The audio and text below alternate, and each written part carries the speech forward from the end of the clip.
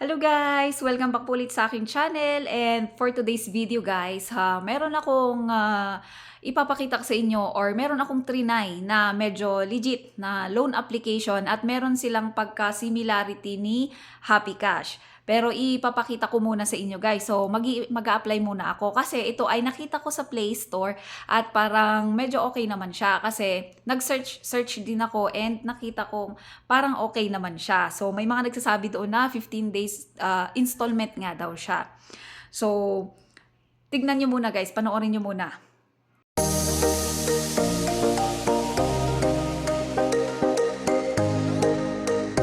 Ang sinasabi ko ngang loan application dito guys ay itong si Fido PH. So, ang sabi kasi dito guys ay 30,000 ang maximum loan amount. Pero hindi pa ito yung initial amount na makukuha natin guys kapag first time ka maglo-loan. So, sabi kasi dito 30,000 pesos ang loan amount.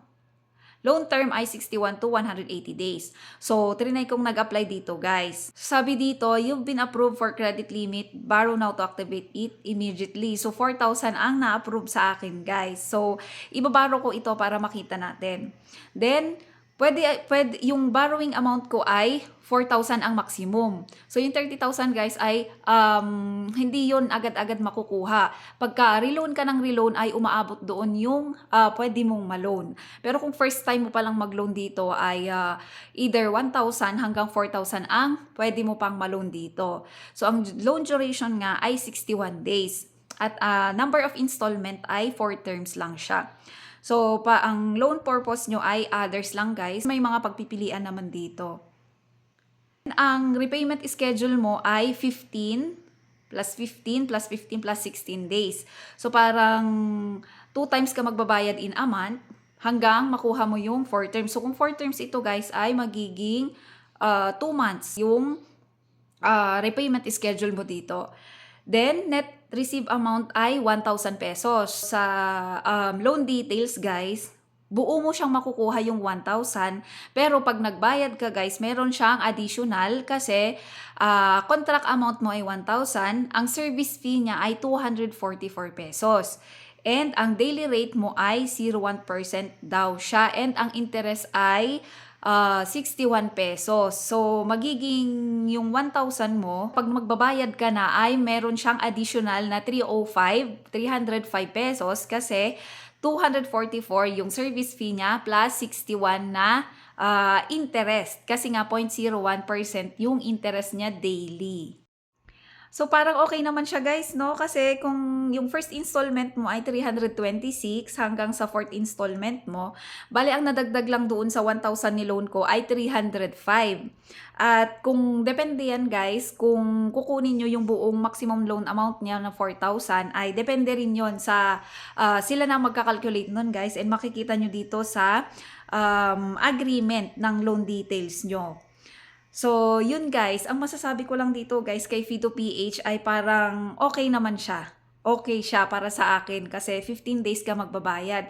So, kung yung mga sumasahod ng 15 katapusan, pwedeng itong gamitin nyo.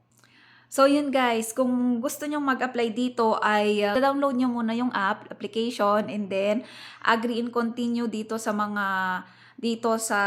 privacy nila. Then magsa-sign up kayo, maglalagay kayo ng number, and then verification, then maglalagay din kayo ng password.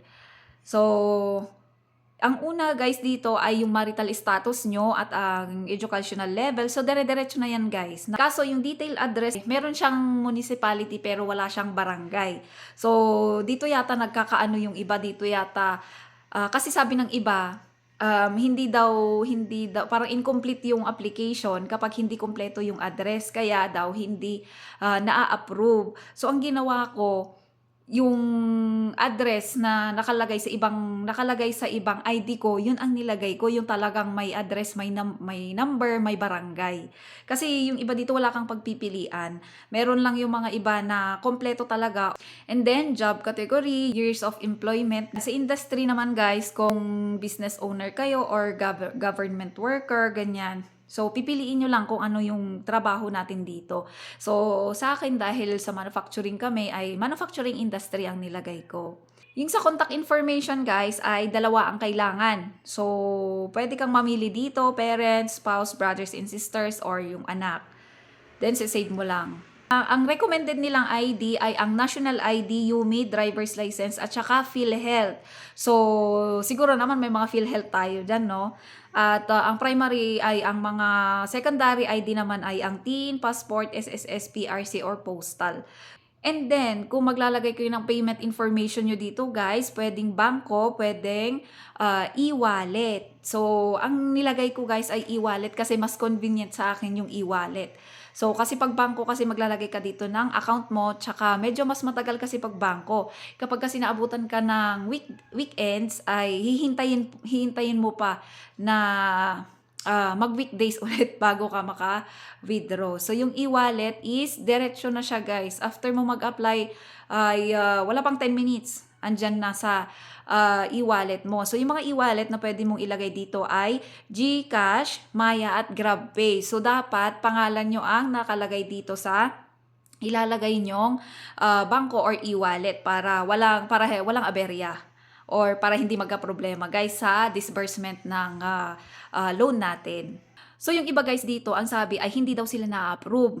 Ang ginawa ko kasi guys ay gumamit ako ng ibang cellphone kasi nga itong ginagamit kong phone na to ay super dami ng loan application ang natatry ko dito guys. Hindi ko lang na-upload yung iba kasi trinatry ko pa sila.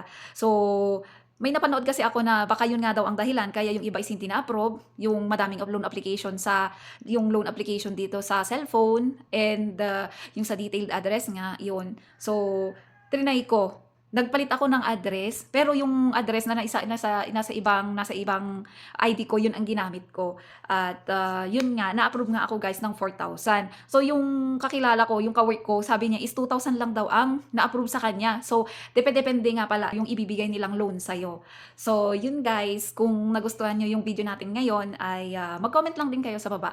Mag-comment, like, and share kayo para ibalik natin yung giveaways natin guys. Kasi last time kasi nagpa-giveaway tayo, wala nagre-reach out. So, tinanggal ko muna. And habang lumalaki tayo, habang dumadami tayong mangungutang, so, mag-i-start ulit tayo. Magpapag-giveaway ulit ako. At kung bago ka pa lang sa aking channel, huwag kakalimutang mag-subscribe para ma-update kayo sa mga bago ko pang ma-uploads na kagaya nito. Bye!